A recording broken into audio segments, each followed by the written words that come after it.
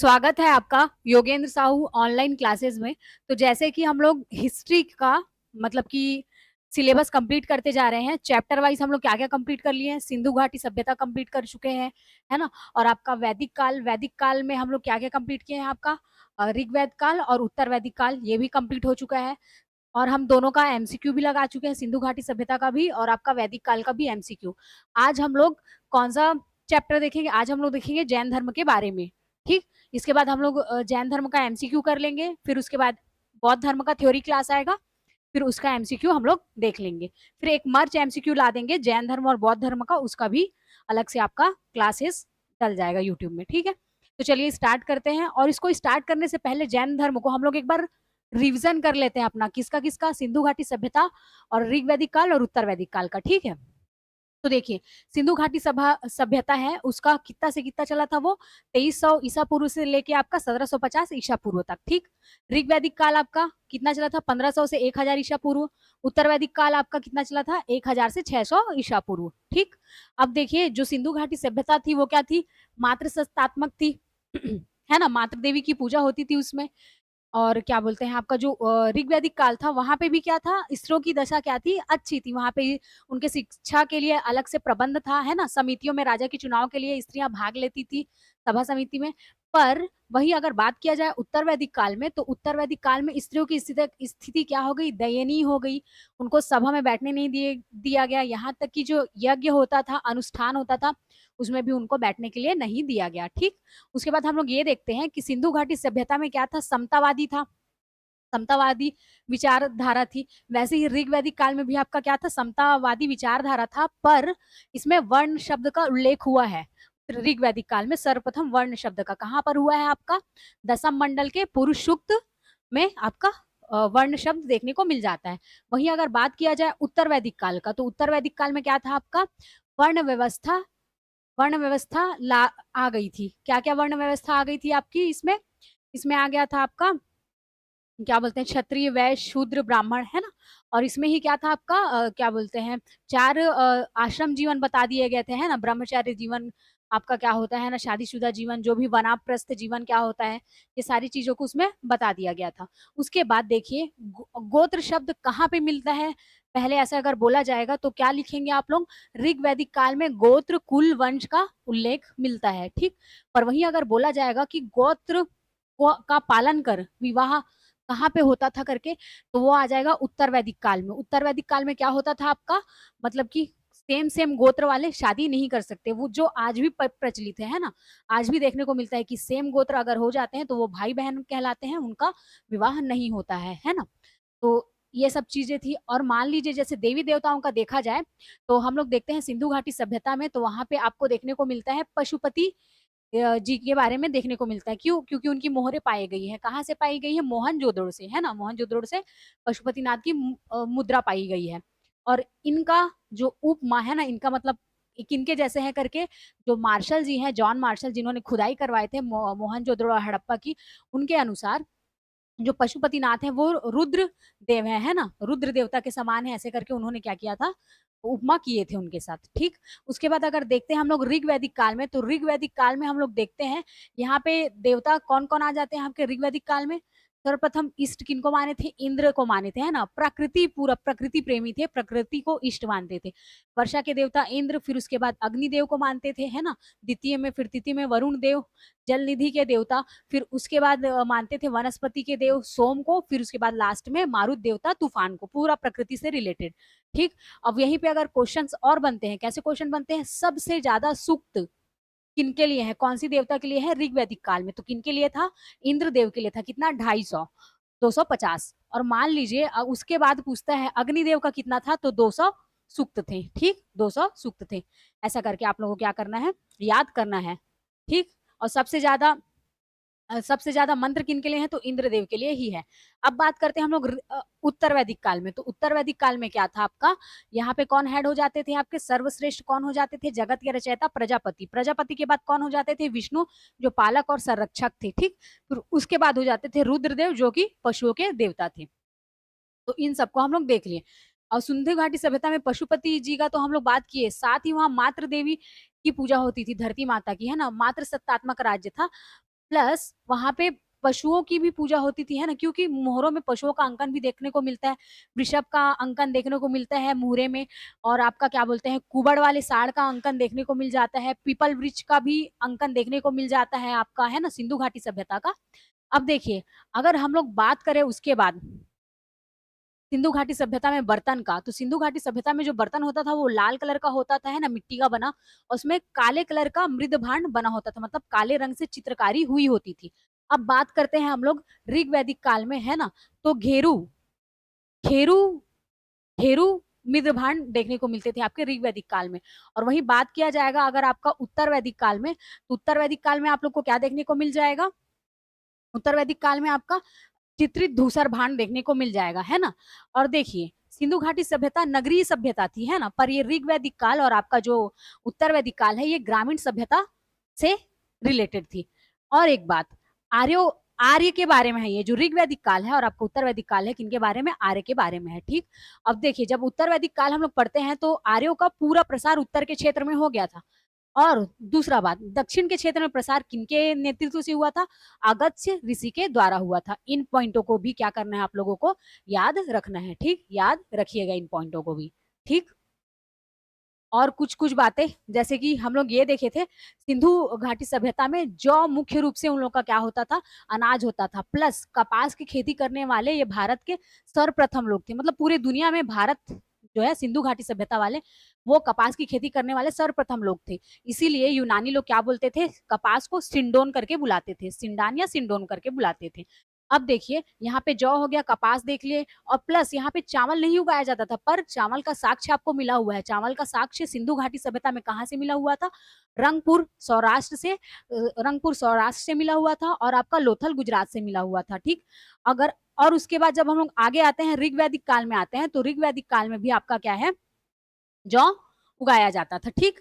अब उत्तर वैदिक काल का बात करें तो यहाँ पे मुख्य रूप से अनाज क्या हो जाता है? गेहूँ हो जाता है और प्लस यहाँ चावल भी उगाना चालू कर देते हैं, ठीक?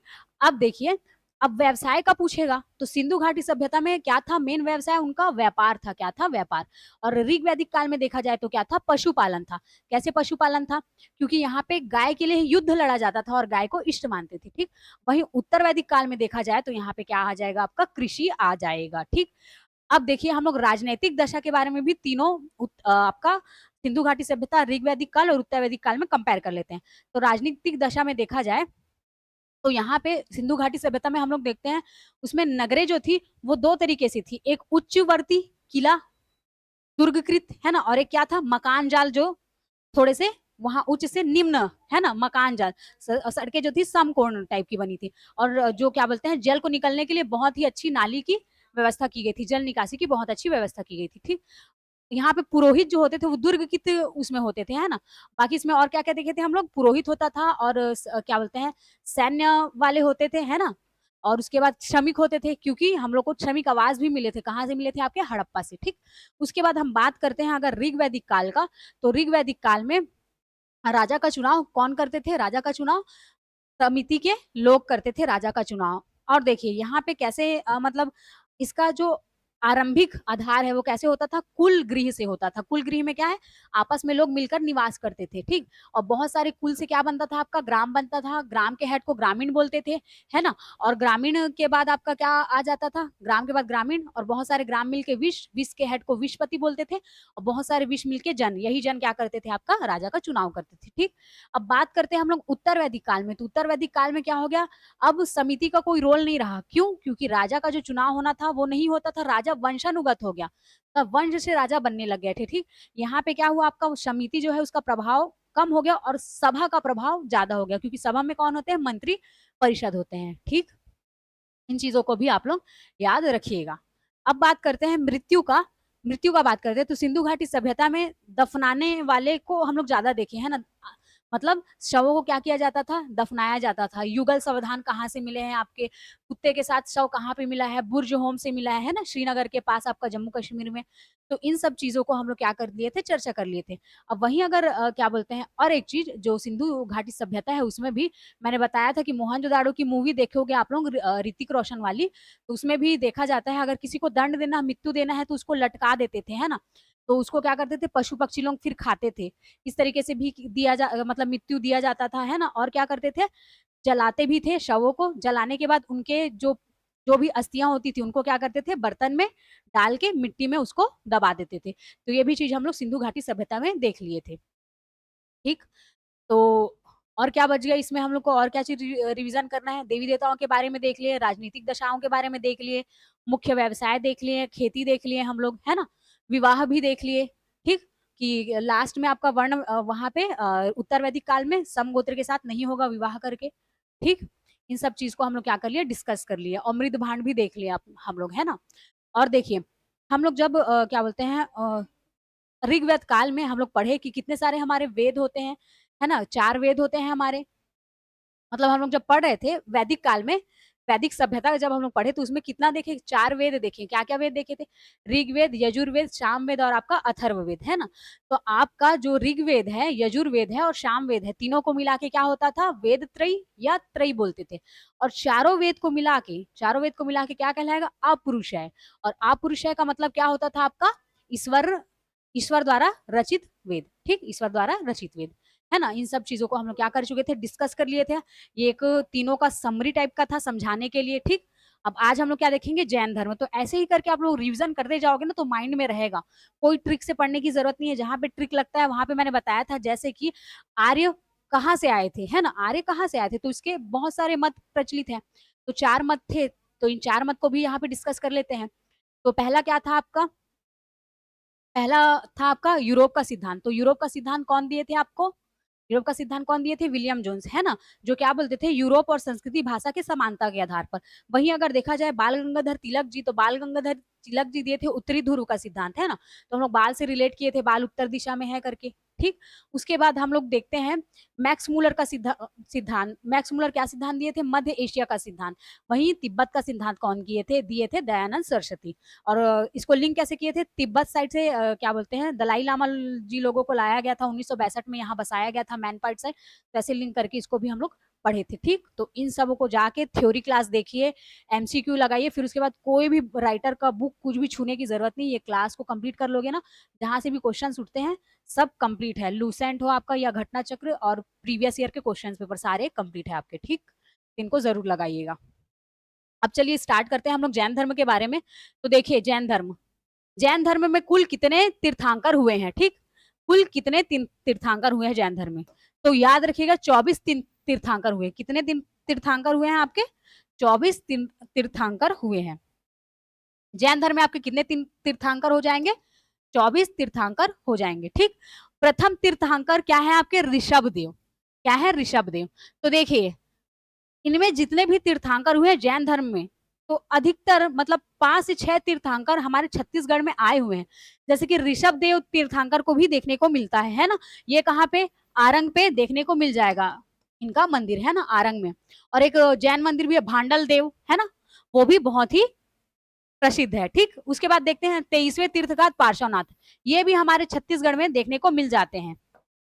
हम लोग पढ़ तो रहे हैं इंडियन हिस्ट्री, पर छत्तीसगढ़ में भी जो लिंकअप है ना, लिंक्ड है, उनको भी हम लोग क्या करेंगे, देखते जाएंगे। ठीक। तो देखिए 23वें तीर्थांकर पार्श्वनाथ क्या थे यहाँ पे, ये भी मतलब छत्तीसगढ़ में इनका बना हुआ है। कहाँ पे बना है आपका, कहाँ पे बना है, दुर्ग जिला के नगपुरा क्षेत्र में बना हुआ है इनका। ठीक, मंदिर बड़ा सा। वहीं पे 24वें तीर्थंकर है ना, महावीर स्वामी थे। कौन थे, महावीर स्वामी। ठीक। अब जैन धर्म के वास्तविक संस्थापक कुल 24 तीर्थंकर हुए हैं, है ना, कुल 24 तीर्थंकर। इसमें प्रथम को याद रखना है ऋषभ देव जी को, है ना। और 23वें कौन है, पार्श्वनाथ, है ना। और आपके 24वें कौन है, महावीर स्वामी जी। ठीक। तो यहाँ पे बोल रहा है कि वास्तविक संस्थापक किनको बोला जाएगा, महावीर स्वामी जी को बोला जाएगा। किनको बोला जाएगा, महावीर स्वामी जी को क्या बोला जाएगा, वास्तविक संस्थापक बोला जाएगा। ठीक, वास्तविक संस्थापक बोला जाएगा। अब देखिए वर्धमान महावीर का जन्म, इन्हीं को ही महावीर स्वामी जी का ही नाम है वर्धमान महावीर जी का जन्म कब हुआ था, 540 ईसा पूर्व। जो हम लोग जैन धर्म बौद्ध धर्म देखेंगे, देखिए अभी तक हम लोग जो टेन्योर पढ़े, 2300 से 1750 किसका देखिए, सिंधु घाटी सभ्यता का। ऋग वैदिक काल का क्या देखिए, 1500 से 1000 ईसा पूर्व। उसके बाद उत्तर वैदिक काल का क्या देखिए, 1000 से 600 ईसा पूर्व।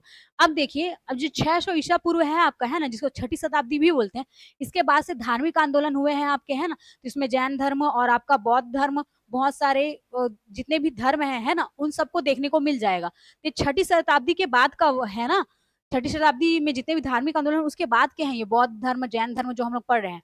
तो यहाँ पे महावीर का जन्म कब हुआ था, 540 ईसा पूर्व में करके ये बता रहा है। कहाँ पे हुआ था, और वैशाली के निकट कौन से ग्राम में, कुंड ग्राम में हुआ था। कहाँ पे होते, कुंड ग्राम में। ठीक ठीक, कुंडा ग्राम या कुंड ग्राम दोनों बोल सकते हो, कुंड ग्राम या कुंडा ग्राम दोनों बोल सकते हो। ठीक, वर्धमान महावीर का जन्म कहाँ कब हुआ था, 540 ईसा वर्ष पूर्व। इसको आप लोगों को क्या रखना है, याद रखना है। ठीक, उसके बाद इनके पिता कौन थे, सिद्धार्थ। ठीक, अब देखिए एक चीज याद रखिएगा, जो बौद्ध धर्म पढ़ेंगे हम लोग और जैन धर्म पढ़ेंगे उसमें सिमिलैरिटीज है और क्या असमानताएं हैं, दोनों को पढ़ेंगे हम लोग। पर देखिए अभी से एक चीज एक चीज हम लोग वो कंपेयर कर लेते हैं कि जो महावीर जैन जी थे ये भी क्षत्रिय क्षत्रिय थे, है ना, मतलब राजा के बेटे थे। और बौद्ध धर्म में भी जिनके बारे में पढ़ेंगे हम लोग, गौतम बुद्ध जी, वो भी क्या है, क्षत्रिय वंश के थे, वो भी राजा के बेटे थे। तो यहाँ पे जो हम लोग पढ़ रहे हैं जैन धर्म, है ना, महावीर स्वामी, इनके पिता का नाम क्या था, सिद्धार्थ। क्षत्रियों के वज्जी संघ के क्या थे, ज्ञात्रिक कुल के प्रधान थे। क्या थे, ज्ञात्रिक कुल के ये प्रधान थे। ठीक, वज्जी संघ के ज्ञात्रिक कुल के क्या थे, ये प्रधान थे। अब देखिए इनकी माता का भी नाम पूछा जाता है, पिता का। यहाँ पे जितने भी इंपॉर्टेंट पॉइंट वन लाइनर में लिखे ना, सारे इंपॉर्टेंट है। ठीक, सारे इंपॉर्टेंट है, सारे पूछे गए प्रश्न मतलब प्रीवियस ईयर में पूछे गए या एमसीक्यू जैसे बनाते हैं उसके आधार पे है, वन लाइनर है। मैंने जानबूझ के फिर थ्योरी वाला कंटेंट नहीं उठाया, सिर्फ वन लाइनर। ठीक, तो देखिए यहाँ पे क्या बोल रहे हैं, माता का नाम क्या था, त्रिशाला था। माता का नाम क्या था, त्रिशाला। तो ये भी कहाँ से थी, लिच्छवी से थी। ठीक, लिच्छवी। अब इनके भाई का नाम भी पूछा जाता है, तो प्रमुख चेतक की बहन थी। किनकी बहन थी, चेतक की बहन थी। ठीक, इस पॉइंट को भी याद रखिएगा। ठीक, पिता का नाम क्या था, सिद्धार्थ, है ना, सिद्धार्थ नरेश थे। और माता का नाम क्या था इनका, त्रिशाला। ठीक, माता का नाम क्या था, त्रिशाला। और लिच्छवी प्रमुख चेतक की बहन थी, इसको भी याद रखिएगा। ठीक, उसके बाद देखिए अगला, आगे आगे बढ़ते हैं, यहाँ ज्ञान प्राप्ति पे आते हैं। ठीक, ज्ञान प्राप्ति या केवल अवस्था, ज्ञान प्राप्ति या केवल अवस्था उन्हें पार्श्वनाथ शैल शिखर के निकट, देखिए ज्ञान प्राप्ति या केवल अवस्था उन्हें पार्श्वनाथ शैल शिखर के निकट, इसको याद रखिएगा, पार्श्वनाथ शैल शिखर के निकट। ठीक, 23वें तीर्थंकर का नाम है पार्श्वनाथ, है ना, पार्श्वनाथ शैल शिखर के निकट रिजुपालिका नदी, कौन सी नदी, रिजुपालिका नदी के तट पर जिम्भिका जिम्भिका ग्राम के विशाल साल वृक्ष के नीचे प्राप्त हुआ था।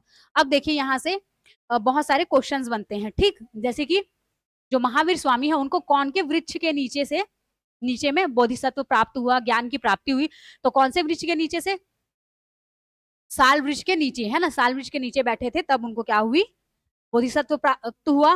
बोधिसत्व मतलब कि उनको ज्ञान की प्राप्ति हुई ना, ऐसा बोधिसत्व बौद्ध से लिंक है ऐसा कुछ नहीं है, तब ज्ञान की प्राप्ति होना, जैसे बौद्धिक बौद्धिक बोलते हैं ना वैसी। ठीक, बोधिसत्व प्राप्त हुआ। ठीक, इस चीज को बोल सकते हैं आप लोग, है ना। और केवल अवस्था, ज्ञान की प्राप्ति को ही केवल अवस्था बोला जाता है ना। पार्श्वनाथ शैल शिखर के निकट, पार्श्वनाथ शैल शिखर है उसके निकट नदी पूछा जाएगा तो क्या बोलोगे, रिजुपालिका नदी। कौन सी नदी, रिजुपालिका नदी। कौन सा वृक्ष, शाल वृक्ष, है ना। और कौन से शिखर के निकट, तो आपका पार्श्वनाथ शैल शिखर के निकट। ठीक, अब ग्राम पूछा जाएगा तो जिब्भिका। ठीक, क्या क्या याद रखना है, शिखर याद रखना है, पार्श्वनाथ शिखर। ठीक, उसके बाद आपको रिजुतालिका नदी का नाम याद रखना है, वृक्ष का नाम रखना है शाल वृक्ष, और ग्राम का नाम याद रखना है जिब्भिका। ठीक, इतने चीज को याद रखिएगा। देखिए यहाँ से फिर से देख लेते हैं, एक पॉइंट ये शिखर याद रखना है, कहाँ पे, नदी याद रखना है दूसरा, उसके बाद आप लोग को ग्राम याद रखना है तीसरा, और साल वृक्ष याद रखना है चौथा। ठीक, ये चारों चीजों को आप लोग को क्या रखना है, याद रखना है। ठीक, अभी तो यहाँ से आप लोग देख लीजिए, 2-3 बार इसको थोड़ा रट्टा मार लीजिए, फिर लास्ट में जब ये खत्म हो जाएगा, है ना, ये चैप्टर, तो अभी रिवाइज करेंगे जस्ट, तो याद आ जाएगा। ठीक है, रटने की कोई जरूरत नहीं पड़ेगी। अब ट्रिक, इसका क्या ट्रिक बनाओगे, है ना, इसको डायरेक्ट याद रखो, है ना। पार्श्वनाथ हमारे 23वें तीर्थंकर थे, तो शैल शिखर के पास रिजुतालिका नदी थी, शाल वृक्ष 2-3 बार पढ़ोगे ना तो ऑटोमेटिक याद हो जाएगा। जो जो स्टूडेंट ऑलरेडी पढ़ चुके हैं उनका सिर्फ रिवीजन होगा, जो नए स्टूडेंट है ना वो चाहते हैं ट्रिक, तो यहाँ पे ट्रिक मत लगाओ, जहाँ पे ट्रिक लगाना है तो वहां, क्योंकि ट्रिक को याद करने के लिए भी आपको क्या करना पड़ेगा, प्रयास करना पड़ेगा, है ना, तो डायरेक्ट याद रखो इसको। ठीक, जीविका ग्राम के विशाल साल वृक्ष के नीचे। अब देखिए महावीर स्वामी की मृत्यु 468, है ना, 468 ईसा पूर्व में पावापुरी में, ठीक, कहाँ पे हुई है? पावापुरी में। कितने वर्ष की आयु में? 72 वर्ष की आयु में। तो दोनों को पूछा जाता है। कितनी वर्ष की आयु? 72 वर्ष की आयु। कब? 468 ईसा पूर्व में। कहाँ पे? पावापुरी में हुआ है। कहाँ पर हुआ है? पावापुरी में हुआ है, ठीक। देख लीजिए, यहाँ पे हम लोग कंपेयर करके भी पढ़ सकते हैं। देखिए यहाँ पे 540 ईसा पूर्व में कहाँ पे जन्म हुआ? वैशाली में इनका, ठीक। कौन से निकट? कुंडग्राम या फिर कुंडाग्राम में हुआ, ठीक। और अगर मृत्यु पूछा जाए तो 468 ईसा पूर्व में कहा? पावापुरी में। वैशाली में जन्म है इनका। देखिए वैशाली को हम लोग पढ़ते भी हैं, जब बौद्ध संगीति होती है तो प्रथम बौद्ध संगीति कहाँ हुई थी, ये सब चीज में आता है। वैशाली, पाटलिपुत्र, है ना, ये सब चीज 4 जगह हुई थी बौद्ध संगीति। सबसे लास्ट कहाँ पे हुआ था आपका? कुंडलवनग्राम, कश्मीर में हुआ था, है ना, लास्ट। तो इन सब चीजों को भी हम लोग पढ़ते हैं जब बौद्ध संगीति पढ़ेंगे, बौद्ध संगीति या परिषद बोलते हैं उसको, वहां पर, ठीक। वैशाली, राजगृह, पाटलिपुत्र, ये सब चीजें, और एक आपका कुंडलवन ग्राम, कश्मीर, चारों जगह हुए हैं बौद्ध संगीति परिषद, ठीक। और जैन धर्म में हम लोग 2 परिषद को पढ़ेंगे, जो स्थूल भ्रत के नेतृत्व में हुआ था। यहाँ से क्या हुआ था आपका? जो जैन धर्म है 2 भागों में बढ़ गया था, एक भद्रबाहु और एक स्थूल स्थूल बाहु, है ना। तो इसको भी हम लोग पढ़ेंगे, ठीक, आगे। अब देखिए यहाँ पे, तो यहाँ पे कंपेयर कर लीजिएगा, पावापुरी में क्या हुए हैं? 72 वर्ष की आयु में उनकी मृत्यु हुई है ना, पावापुरी में, ठीक। और वैशाली ग्राम में क्या हुआ है? इनका जन्म हुआ है निकट कुंडाग्राम में, ठीक। 540 ईसा पूर्व में और 468, ठीक। यहाँ पे 2 का पहाड़ा लगाना है, यहाँ पे 2 2 2 एकम 2 2 4 2 6 2 चौक 8, ठीक। 2 1 2 2 2 4 2 3 6 2 4 8, ऐसा करके। तो ये वाला तो याद हो जाएगा आप लोगों को, है ना। और यहाँ पे भी 540, ये 6वीं शताब्दी के बाद का है ना, 6वीं शताब्दी के बाद का है। तो 500 ईसा पूर्व, है ना, 540, ठीक। फिर यही 4 से स्टार्ट हो गया, 4 6 8, ठीक। कैसे याद रखोगे? 540 क्योंकि 6वीं शताब्दी ईसा पूर्व के बाद का है। 540, अब इसी 4 को यहाँ पे लगा लें और 2 का पहाड़ा पढ़ना है। 2 एकम 2 2 4 2 3 6 2 चौक 8। तो इस ईसा पूर्व में क्या हो गई है? इनकी मृत्यु हो गई और इसमें इनका जन्म हुआ है। पावापुरी में देखो 4 भी पा के जैसा दिखता है, तो याद आ जाएगा पावापुरी। वैशाली और पावापुरी में कंफ्यूज हो जाओगे, है ना। जन्म हुआ था कि मृत्यु हुई? तो पावापुरी में क्या हुआ था? इनकी मृत्यु हुई थी। और यहाँ पे वैशाली में क्या हुआ था? इनका जन्म हुआ था कुंडाग्राम या कुंडग्राम के पास, ठीक। इन चीजों को क्या रखना है? याद रखना है। अब यहीं पे महावीर, इस वाले लाइन, लास्ट लाइन को भी देख लीजिए। महावीर अहर्त जिन कैवलिन व सर्व ज्ञानी कहलाए। देखिए क्या क्या कहलाए? अहर्त, जिन, कैवलिन, है ना। हम लोग पढ़े थे ना अभी जस्ट ऊपर में कि उनको कैवल्य या कैवलिन कब प्राप्त हुआ, है ना। ज्ञान कब प्राप्त हुआ? कैवलिन, ये सब चीज देखे ना अभी ऊपर वाले लाइन में। कहाँ पे प्राप्त हुआ था? पार्श्वनाथ शिखर पर प्राप्त हुआ था। कौन सी नदी थी? त्रिजुतालिका नदी, ऋतुतालिका नदी आपकी। और क्या था? जीभिका ग्राम के पास। कौन से वृक्ष के नीचे? शाल वृक्ष के नीचे, ठीक। तो वैसे ही कैवलिन व स्वर्ग सर्व ज्ञानी कहलाए वो, ठीक। जिन का अर्थ देखिए, महावीर को क्या बोलते हैं? अहर्त जिन कैवलिन, सर्वज्ञानी कहलाए। जिन का अर्थ क्या होता है? विजेता, है ना। संपूर्ण संसार को वो जीत गए थे, है ना, महावीर स्वामी जी, अपने ज्ञान से, है ना। क्योंकि वो सबको समान मानते थे, वो जाति, धर्म, वर्ण, व्यवस्था इन सबको कुछ नहीं मानते थे, ठीक ठीक। अब देखिए यहाँ पे जिन का अर्थ विजेता होता है, वे जिन थे, ठीक। वे क्या थे? जिन थे। अथा उनके अन्यायु क्या कहलाए? जैन कहलाए। जैन कहाँ से बना है आपका? जिन से बना है, ठीक। जैन कहाँ से बना है आपका? जिन से बना है। तो जो जिनको फॉलो करते हैं उनको हम लोग क्या बोलते हैं? जैन बोलते हैं, ठीक। इतना हो गया आपका। अब देखिए फिर उसके बाद जैन धर्म सिद्धांत, दर्शन, शिक्षा। जैन धर्म में क्या क्या देखेंगे? सिद्धांत क्या है, दर्शन क्या है और शिक्षा क्या है। तो यहाँ पे देखिए सबसे पहले जैन धर्म का आधारभूत बिंदु क्या है? विराग है ना। जैन धर्म का आपका आधार बिंदु क्या है? विराग है ना। अब देखिए यहाँ पे सम्यक ज्ञान हो गया। सम्यक ज्ञान मतलब संपूर्ण ज्ञान। सम्यक ज्ञान मतलब आप संपूर्ण ज्ञान। उसके बाद सम्यक दर्शन मतलब कि, सम्यक दर्शन मतलब कि एक विश्वास और एक दृष्टिकोण, सबसे अच्छा विश्वास और सबसे अच्छा दृष्टिकोण। उसके बाद सम्यक चरित्र, सबसे अच्छा आचरण, सबसे अच्छा व्यवहार, चरित्र, ठीक। यहाँ पे क्या हो गया? सम्यक ज्ञान मतलब संपूर्ण ज्ञान आपका, है ना, संपूर्ण ज्ञान।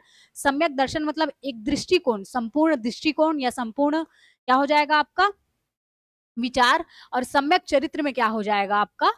आपका आचरण कैसा है, आपका चरित्र कैसा है ना, वो। तो ये त्रिरत्न कहलाते हैं। क्या कहलाते हैं? त्रिरत्न या 3 जौहर।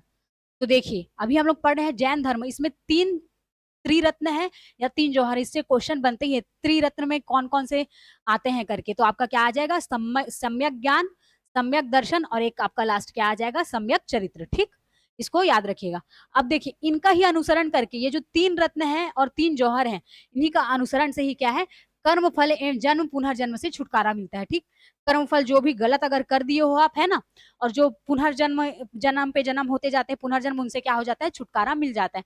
ये तीन रत्न को अगर फॉलो कर लेते हैं तो त्रिरंत, या क्या बोलेंगे इसी को, तीन जौहर। ठीक, क्या आ जाएगा, सम्यक ज्ञान, सम्यक दर्शन और सम्यक चरित्र। ठीक, ज्ञान दर्शन चरित्र, ज्ञान दर्शन चरित्र। ठीक, अब देखिए इसी में ही पांच पंच महाव्रत भी हैं। ठीक, त्रिरत्न देख लिए, इंपॉर्टेंट है, पेपर में पूछा जाता है, आए हुए क्वेश्चंस में पूछे गए हैं।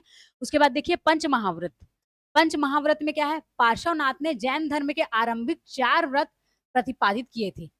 जो पार्श्वनाथ है ना, 23वें नंबर के हमारे जो तीर्थंकर है पार्श्वनाथ, उन्होंने कितने पंच महाव्रत है, उसमें 4 व्रत इन्होंने प्रतिपादित कर दिए थे। क्या क्या था वो, अहिंसा, मतलब अहिंसा वादी होते हैं जैन धर्म के लोग, है ना।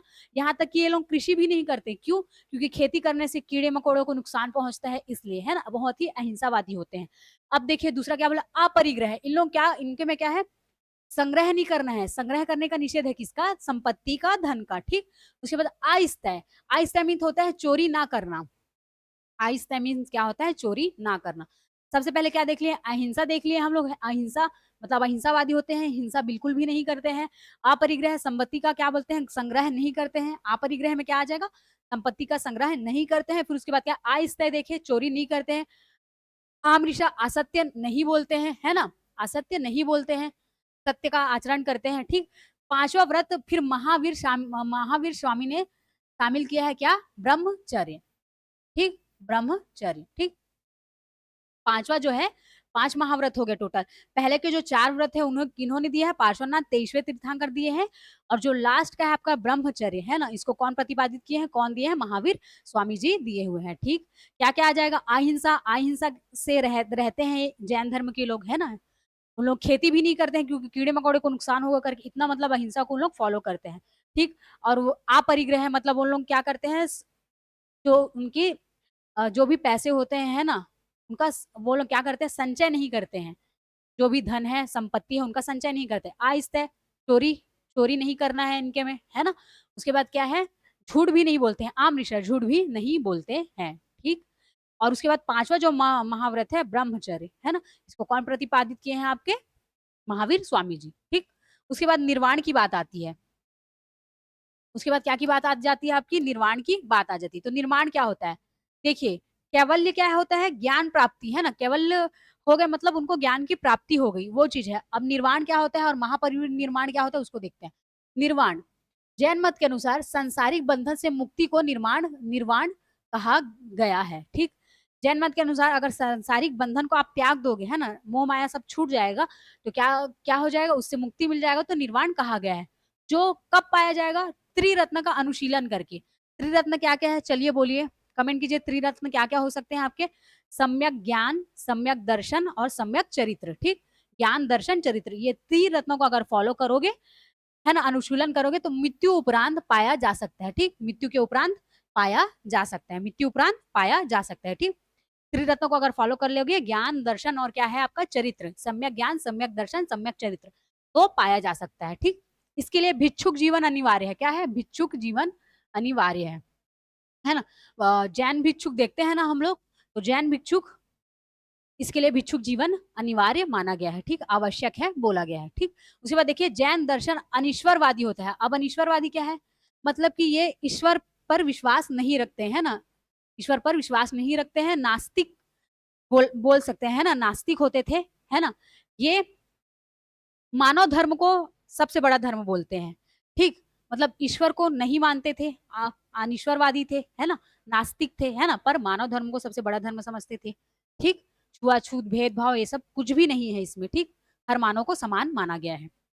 अब देखिए, और देखिए, जब धर्मशास्त्र हुआ, है ना, हम लोग कल ही पढ़े थे, जब उत्तर वैदिक काल पढ़ रहे थे, वैदिक सभ्यता पढ़ रहे थे हम लोग ना, मतलब हम लोग ऋग वैदिक काल का टॉपिक खत्म कर लिए थे, उत्तर वैदिक काल भी खत्म कर लिए थे। तो हम लोग देखे थे, आज स्पर्शीयता ये सब नहीं आई थी।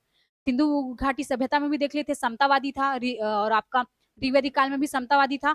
और यहाँ पे 4 वर्ण भले दे दिए गए थे उत्तर वैदिक काल में, 4 वर्ण कौन कौन सा आपका, क्षत्रिय, वैश्य, ब्राह्मण, शूद्र, पर यहाँ भी अस्पृश्यता नहीं थी।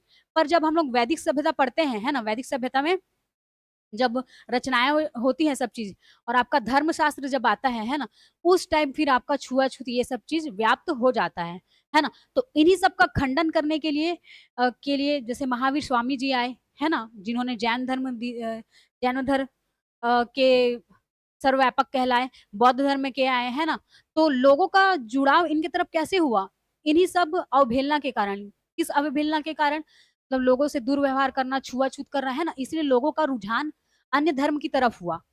ठीक, लोगों का ध्यान क्या हुआ, अन्य धर्म की ओर हो गया, जैसे जैन धर्म हो गया, बौद्ध धर्म हो गया, उनकी तरफ। तो इसमें हर मानव को समान माना गया है, और उसमें क्या है, ऊंच नीच व्याप्त हो गया था। ठीक, अब देखिए, जैन दर्शन अनिश्वरवादी है। अनिश्वरवादी का तो हम लोग देख लिए क्या है, मतलब नास्तिक है ना, ईश्वर को नहीं मानते हैं। ठीक, मानव मानव ही इसमें सर्वोपरि है। ठीक, अब देखिए, जैन मत सांख्यवादी दर्शन से साम्यता रखता है। कौन से, सांख्यवादी दर्शन से। तो कल ही हम लोग पढ़े थे, है ना, कौन कौन से दर्शन को कौन कौन प्रतिपादक किए हैं। तो कपिल जी क्या दर्शन दिए थे, सांख्य दर्शन दिए थे, है ना। गौतम जी का कौन सा दर्शन था, याद करिए, बताइए, चलिए कमेंट कीजिए। कपिल का सांख्य दर्शन था। कणाद का क्या था, वैशेषिक। ठीक, पतंजलि का क्या था आपका, योग दर्शन। और गौतम जी का क्या था, न्याय दर्शन। क्या था, न्याय दर्शन। ठीक, अब देखिए, अनेकांतवाद, जैन मत के अनुसार प्रत्येक वस्तु में अलग अलग आत्मा होती है। ठीक, अनेकांतवाद, ठीक, अनेकांतवाद। ठीक, अनिश्वरवाद देख लिए हम लोग, उसके बाद अनेकांतवाद देख लिए, कैवल्य देख लिए, निर्वाण देख लिए। निर्वाण कैसे पाया जाता है, त्रिरत्न को फॉलो करके मृत्यु उपरांत पाया जा सकता है। ठीक, ये जो वर्ड्स हैं इनको जरूर याद रखिए, क्योंकि कूट में अगर क्वेश्चन बनाने होंगे तो इसी के आधार पे क्वेश्चंस बनेंगे। कैवल्य देख लिए हम लोग, है ना, उसके बाद निर्वाण देख लिए, उसके बाद अनिश्वरवादी देख लिए, उसके बाद अनिकावाद देख लिए। ठीक, तो ये क्या है, जैन मत के अनुसार प्रत्येक वस्तु में क्या होती है, अलग अलग आत्मा होती है। अब बढ़ते हैं आगे। ठीक, उसके बाद स्यादवाद, क्या है अगला, स्यादवाद या अनेकांतवाद। ठीक, स्यादवाद या अनेकांतवाद, तो ये क्या चीज होता है देख लेते हैं। सत्य की कई तरीके से व्याख्या की जा सकती है, इसे ही सप्तभंगी, देखिए इस चीज को भी याद रखिएगा। ठीक, इस चीज को भी याद रखिएगा। क्या याद रख रहे हैं यहाँ से, स्यादवाद या अनेकांतवाद, या इसी को ही सप्तभंगी ज्ञान बोलते हैं। ठीक, तो देखिए, सत्य की कई तरीके से व्याख्या की जा सकती है, कि ये ऐसा होगा, ये ऐसा नहीं होगा, है ना। सत्य की कई तरीकों से व्याख्या की जा सकती है, उसी को ही हम लोग क्या बोलते हैं, स्यादवाद, अनेकांतवाद या फिर सप्तभंगी ज्ञान बोलते हैं। इसको क्या रखना है, आप लोग को याद रखना है। ठीक, त्रिरत्न भी देख लिए, त्रिरत्न में फिर से रिवाइज कीजिए, क्या क्या देखे थे, सम्यक ज्ञान, ठीक, और क्या, सम्यक चरित्र और सम्यक दर्शन। ठीक, 3 तो देख लिए थे हम लोग त्रिरत्न। उसके बाद हम लोग क्या देखे थे, पंच महाव्रत देखे थे। पंच महाव्रत में 5वां जो व्रत था ब्रह्मचर्य, उसको किन्होंने प्रतिपादित किया था, किन्होंने दिया था, महावीर स्वामी जी दिए थे। बाकी ना चोरी ना करना, आहिस्ते, है ना, इनको किन्होंने प्रतिपादित किया था, पार्श्वनाथ जी ने। और पार्श्वनाथ जी ने, मतलब 30वें नंबर के तीर्थंकर थे, और उन्होंने ही बोला था आमृषा, झूठ नहीं बोलना है। ठीक, अपरिग्रह, मतलब कि संपत्ति का संचयन नहीं करना है ना। इस तरीके से इनको भी हम लोग देख लिए। उसके बाद देखिए, इसी में क्या है, ब्राह्मणों एवं वेदों की सर्वोच्चता का खंडन। ब्राह्मणों एवं वेदों की सर्वोच्चता का क्या किए, खंडन किए। क्या, अहित्यों एवं पशु बलि का विरोध। अब देखिए, हम लोग देखते हैं, ऋग्वैदिक काल पढ़ते हैं, है ना, तो उसमें भी क्या है, पशुओं की बलि दी जाती थी, है ना, पशुओं की बलि दी जाती थी।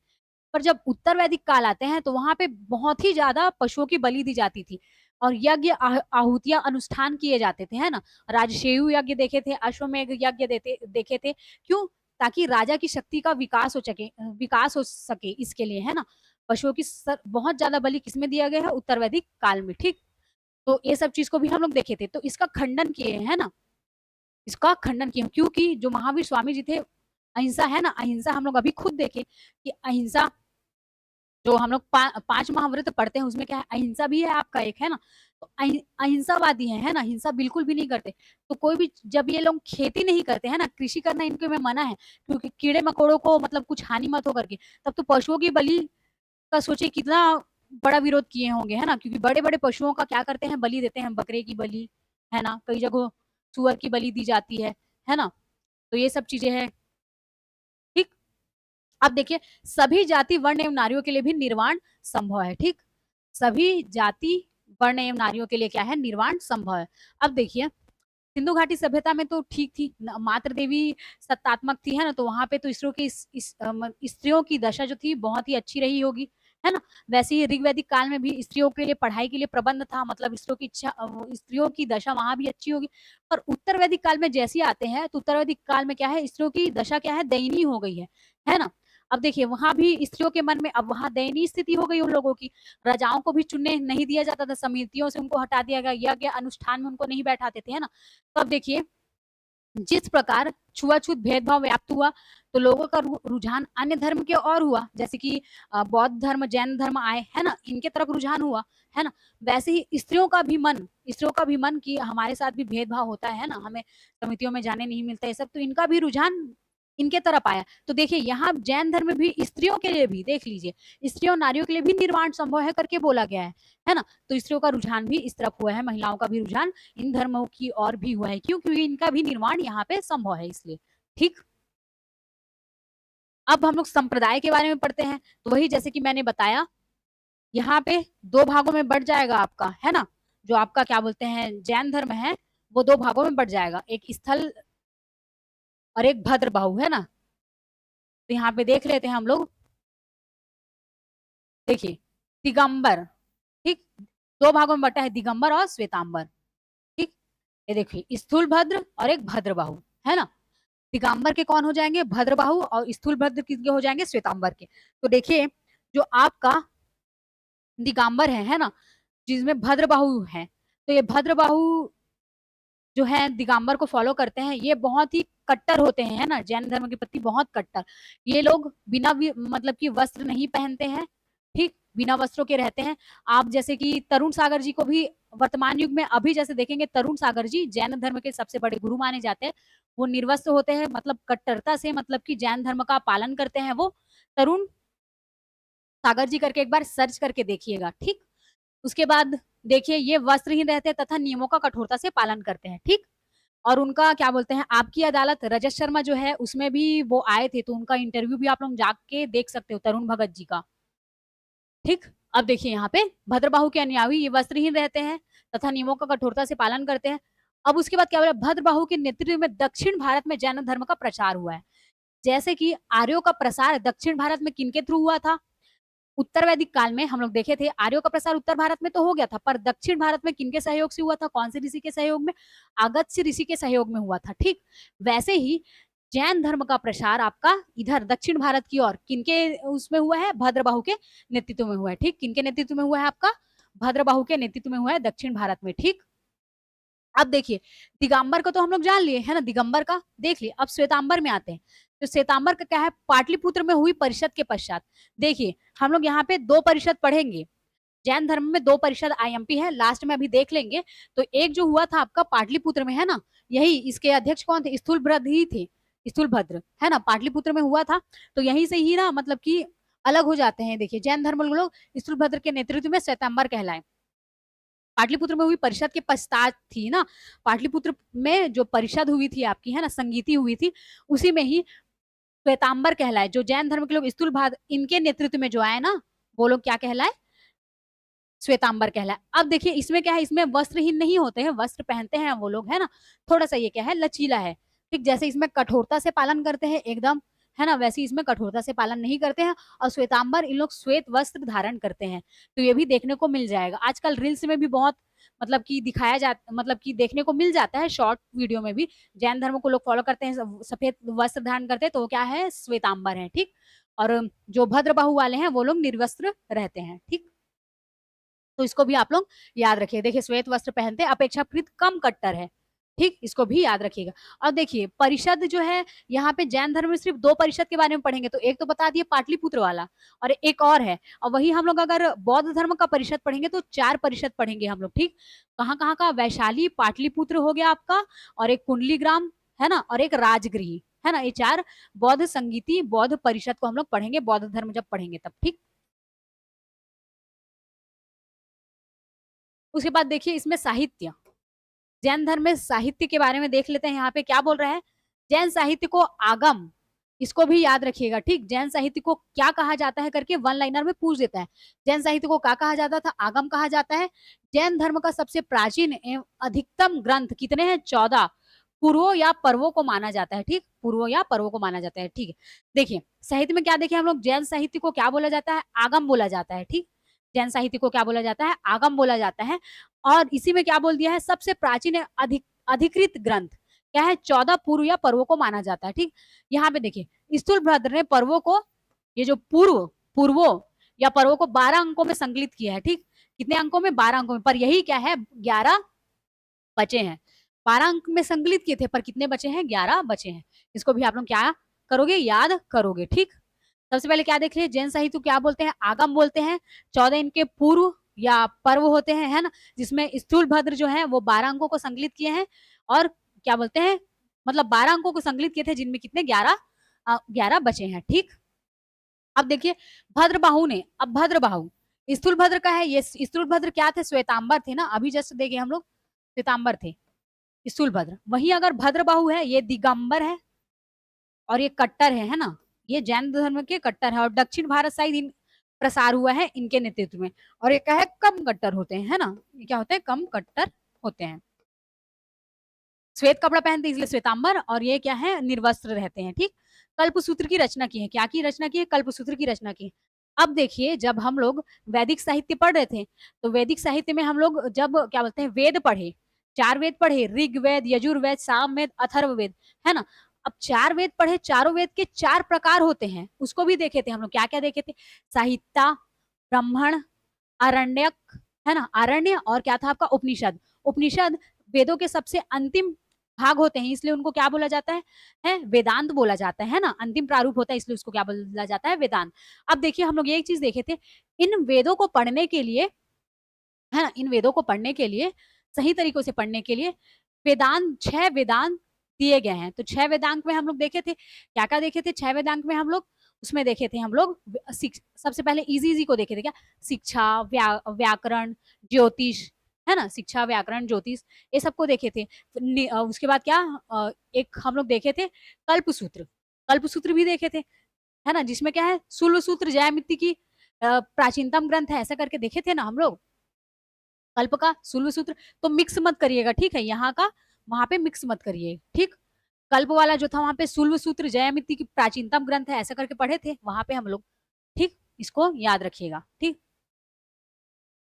अब देखिए उसके बाद यहाँ पे हेमचंद्र ने परिशिष्ट पर्व की रचना की।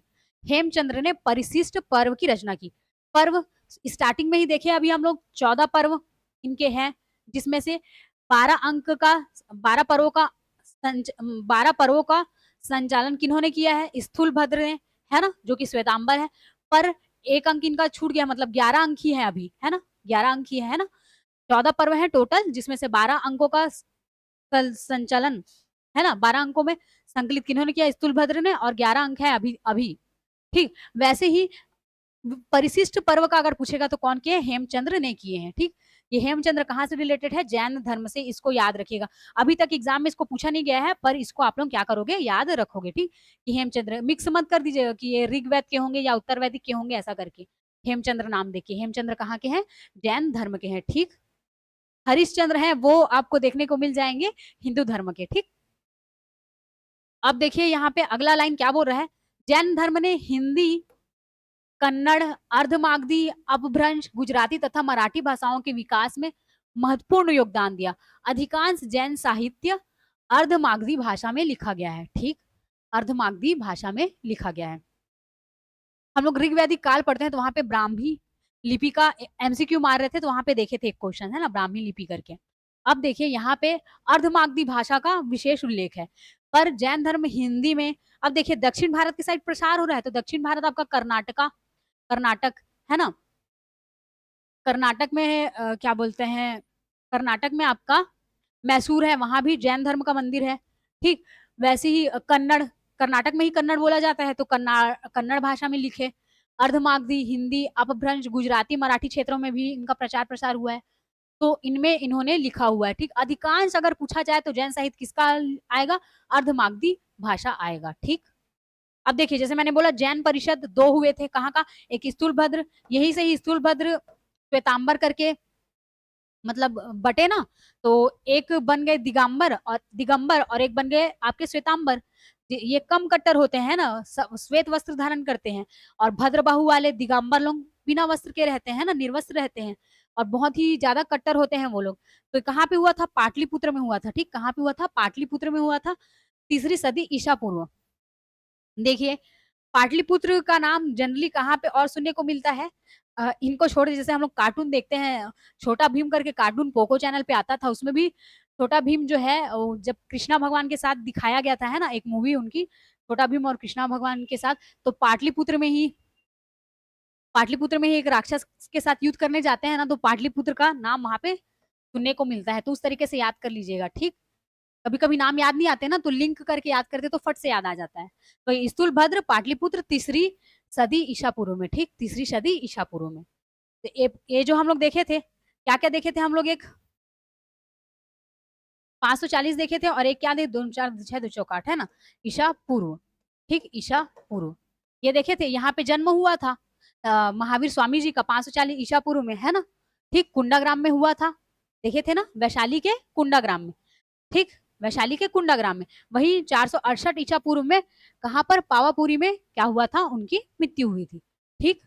और कौन से ग्राम में उनको कैवलिन प्राप्त हुआ था, कैवल्य प्राप्त हुआ था, है ना, कहाँ पे हुआ था आपका, जिभ्भिका ग्राम में, ठीक, जिभ्भिका ग्राम में, त्रिजुतालिका नदी के पास, साल वृक्ष के नीचे, है ना, और कौन सा शिखर, पार्श्व शिखर तट पर, ठीक। अब देखिए एक और है लास्ट, देवाधि क्षमा श्रमण, ठीक, ये बस पूछा गया है एग्जाम में, अभी तक ये पूछा नहीं गया है, पर इसको भी याद रखिएगा। देवाधि क्षमा श्रवण वल्लभी 512 ईस्वी में, ठीक, 512 ईस्वी में। ये देखा जाए तो ये कब है, तीसरी सदी ईसा पूर्व में, ठीक, ये 512 ईस्वी में है, और ये तीसरी सदी ईसा पूर्व में है। इन बातों का भी क्या करना है, आप लोगों को ध्यान रखना है, ठीक।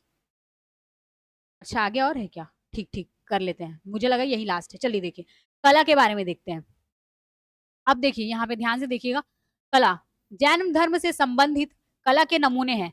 तो ये उदयगिरी की गुफा कहाँ देखने को मिल जाएगा आपको, मध्य प्रदेश में देखने को मिल जाएगा, ठीक, जो जैन धर्म से संबंधित है। वहीं अगर एलोरा में इंद्र सभा, ये महाराष्ट्र में देखने को मिल जाएगा आपको, एलोरा की जो गुफा है, मतलब एलोरा में जो इंद्र सभा है वो उदयपुरी की गुफा मध्य प्रदेश में, एलोरा में इंद्र सभा कहाँ देखने को मिल जाएगा, महाराष्ट्र में। वही माउंट आबू राजस्थान स्थित दिलवाड़ा का मंदिर, कहाँ, ये राजस्थान में है, ठीक, बहुत सारे पर्यटक यहाँ जाते ही रहते हैं, ठीक, माउंट आबू स्थित दिलवाड़ा का मंदिर।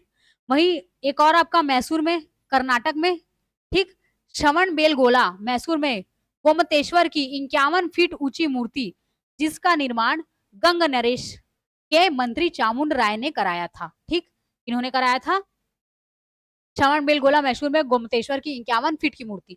ये चीज को याद रखिएगा, गोमतेश्वर की कितनी, 51 फीट ऊंची मूर्ति, कितनी, 51 फीट ऊंची मूर्ति, जिसका निर्माण किन्होंने कराया था, गंग नरेश के मंत्री चामुंड राय ने, गंग नरेश के मंत्री मंत्री चामुंड राय ने कराया था, ठीक।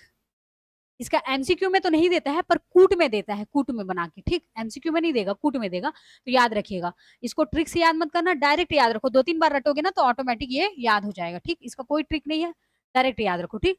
श्रवण बेलगोला मैसूर में गोमतेश्वर जी की मूर्ति कितनी, 51 फीट की मूर्ति है, गंग नरेश के किन्होंने बनाया था, मंत्री चामुंड राय ने, ठीक।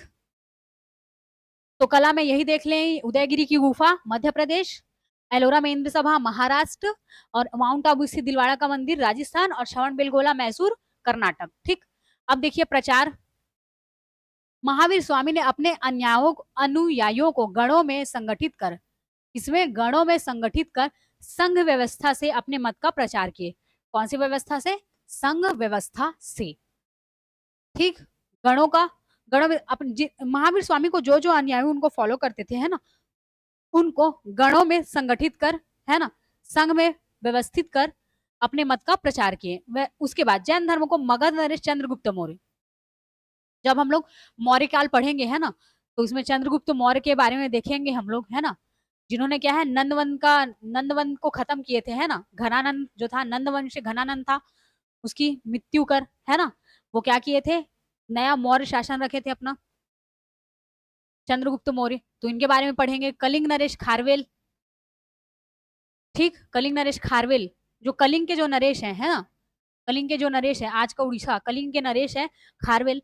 पहली शताब्दी ईसा पूर्व, पहली शताब्दी ईसा पूर्व में कुमार पाल चालुक्य ने मुख्यतः राजसी संरक्षण दिया, ठीक, यहाँ पे कॉमा आएगा, ठीक। कुमारपाल चालुक्य ने भी मुख्यतः राजसी संरक्षण दिया। किन किन तीन राजा का नाम देख लिया हम लोग, चंद्रगुप्त मौर्य, कलिंग नरेश खारवेल देख लिया, और एक क्या देख लिया यहाँ पे, कुमारपाल चालुक्य, ठीक,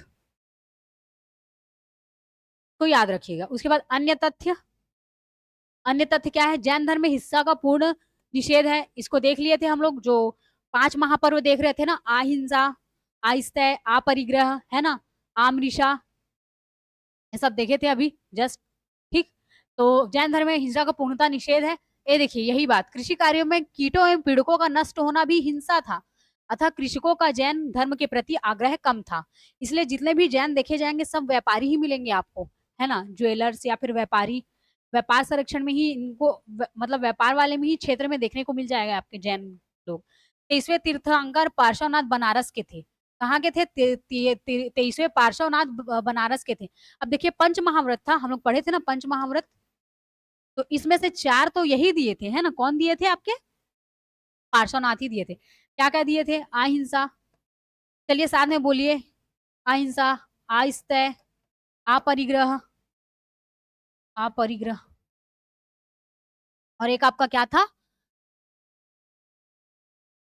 आमरिषा, है ना, झूठ नहीं बोलना, मतलब असत्य नहीं बोलना, आमरिषा, ठीक। और एक जो था आपका 5वां का, एक जो था उसको महावीर स्वामी जी दिए थे, क्या दिए थे, ब्रह्मचर्य, ब्रह्मचर्य, ठीक।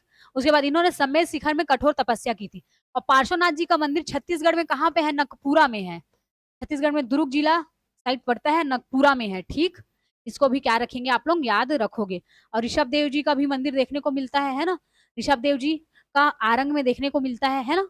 भांडल देव मंदिर भी जैन का बहुत प्रसिद्ध है। जब छत्तीसगढ़ का सामान्य अध्ययन पढ़ोगे ना तो ये सब खुद आप लोग पढ़ोगे। शांतिनाथ जी भी आए हुए थे, इनके बारे में भी पढ़ोगे। 5वें नंबर के तीर्थंकर भी हमारे छत्तीसगढ़ आए हुए थे, तो इन सबको भी आप लोग डिटेल में पढ़ोगे जब छत्तीसगढ़ सामान्य अध्ययन पढ़ोगे तब, ठीक। तो हम लोग आज जैन धर्म को पूरा कंप्लीट कर लिए। एक बार हम लोग शुरू से एक बार जल्दी जल्दी रिवाइज कर लेते हैं, ठीक। देखिए जैन धर्म में टोटल कितने तीर्थंकर हुए, 24 तीर्थंकर हुए। 24वें नंबर के तीर्थंकर कौन है आपके, महावीर स्वामी जी हैं। 23वें नंबर के तीर्थंकर कौन है, पार्श्वनाथ जी हैं। और आपके फर्स्ट नंबर के तीर्थंकर कौन है, ऋषभ देव जी हैं, ठीक। अब हम लोग इनका जन्म देखे, जन्म क्या था इनका, 540 ईसा पूर्व था, ठीक, 540 ईसा पूर्व था ना। कहाँ हुआ था, वैशाली में हुआ था। और कौन सा, कुंडग्राम या कुंडाग्राम में इनका जन्म हुआ था, ठीक। उसके बाद हम लोग देखते हैं इसी में ही आगे, इनको कैवल्य, है ना, इनको कैवल्य प्राप्त हुआ। कहाँ पे प्राप्त हुआ इनको, पार्श्वनाथ शिखर पर, पार्श्वनाथ शिखर के पास, कौन सा, जीभिका ग्राम, कौन सा नदी के तट पर आपका, त्रिजुतालिका नदी के पास, है ना, शाल वृक्ष के नीचे, ठीक। इसमें क्या है, स्त्रियों का भी निर्माण संभव है।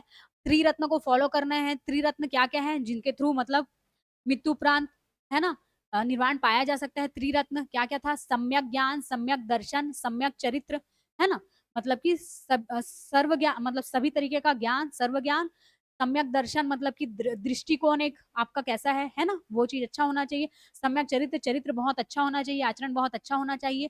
त्रिरत्न, इसको देखे थे। 5 महाव्रत देख लिए थे, अभी चर्चा चर्चा किए हैं, क्या क्या था, अहिंसा, आस्तेय, आमरिषा, है ना, और क्या था आपका, अपरिग्रह, है ना, संचन नहीं करना है संपत्ति का, ठीक, झूठ नहीं बोलना है, असत्य नहीं बोलना है, ठीक। आमनिशा मतलब असत्य नहीं बोलना है। आइस्ते मीन्स क्या था, चोरी नहीं करना है। और आपका क्या बोलते हैं, अपरिग्रह मीन्स धन का संचय नहीं करना है, संपत्ति का संचय नहीं करना है। और 5वां जो महाव्रत था उन्होंने कौन दिया था, महावीर स्वामी जी दिए थे।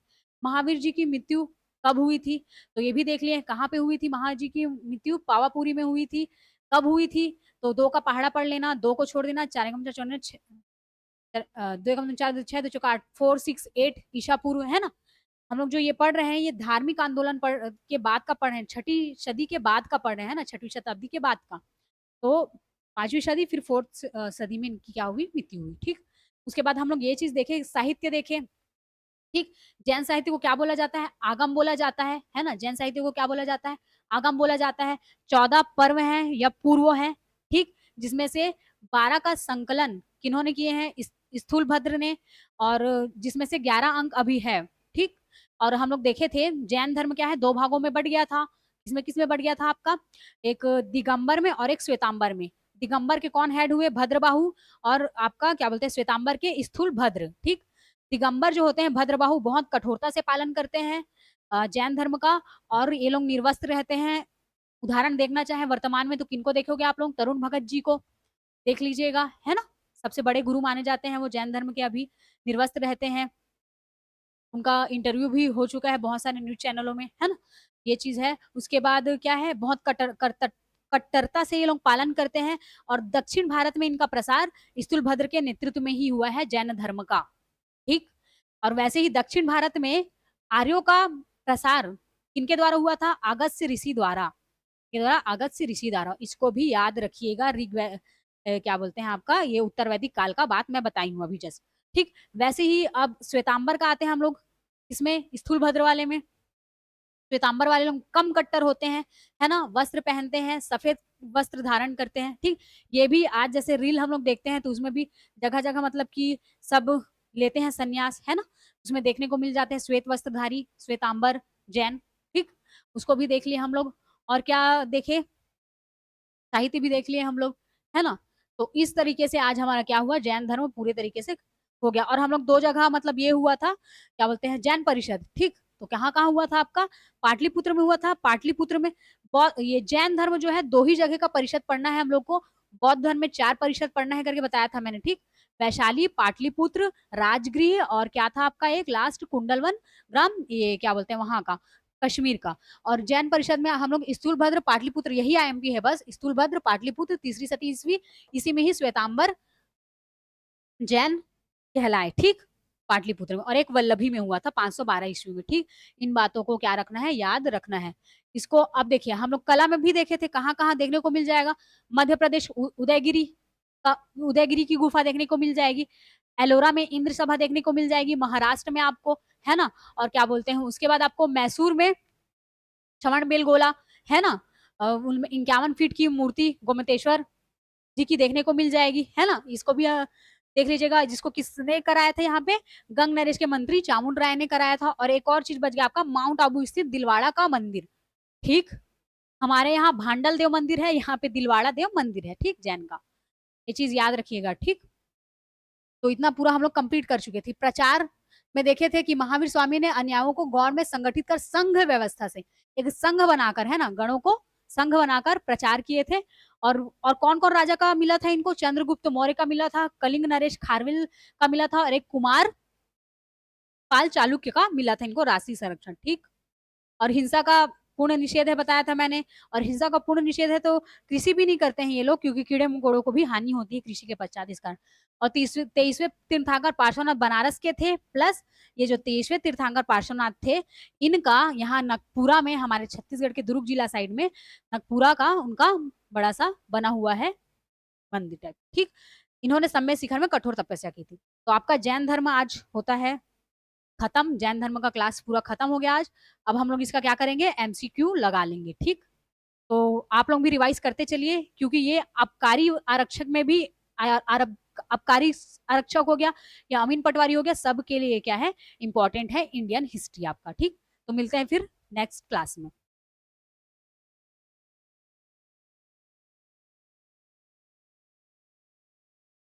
कहाँ है कर